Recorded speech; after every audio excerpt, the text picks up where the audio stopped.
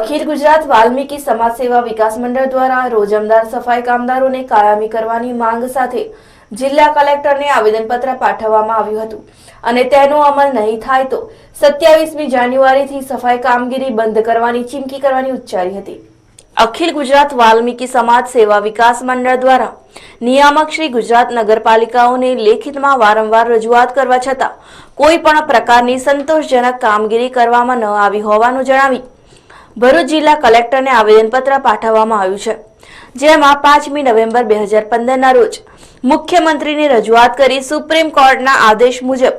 જે રોજમદાર સફાઈ કામદારોએ સળંગ 5 વર્ષ નોકરી કરી હોય તેમને કાયમી કરવાનો આદેશ આપ્યો હોય તેની અમલવારી માટે રજૂઆત કરાઈ હતી। આ બાદ મુખ્યમંત્રીએ શહેરી વિકાસ અને શહેરી ગૃહ નિર્માણ વિભાગને આદેશ આપ્યો હોવા છતાં પણ તેનો અમલ થયો ન હોવાથી દિન 21માં સુપ્રીમ કોર્ટના આદેશનું પાલન નહીં કરવામાં આવે તો ગુજરાતની નગરપાલિકાઓમાં સફાઈ કામગીરી બંધ કરવાની ચીમકી આપવા સાથે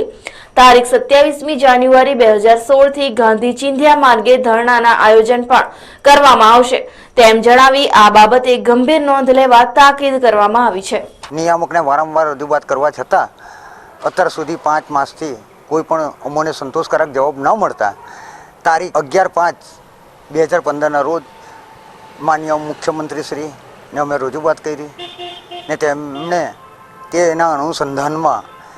શહેરી વિકાસ ખાતાને રજૂઆત એ લોકોએ લેખિત આદેશ આપ્યો। ત્યારબાદ નિયામકને શહેરી વિકાસ ખાતાએ જવાબ આપેલો છે, પણ આજ દિન સુધી અમને કોઈ પણ પ્રકારનો સંતોષકારક જવાબ મળેલ નથી। ગુજરાત આજે અમારી સાથે છે, મંડળ સાથે।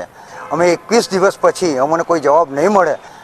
ને ભરૂચ શહેરની તો કામગીરી ખરી, ભરૂચ જિલ્લાની ખરી, પણ ગુજરાતની કામગીરી નગરપાલિકાને સફાઈ કામદારો કામગીરી ઠપ કરી દેશે।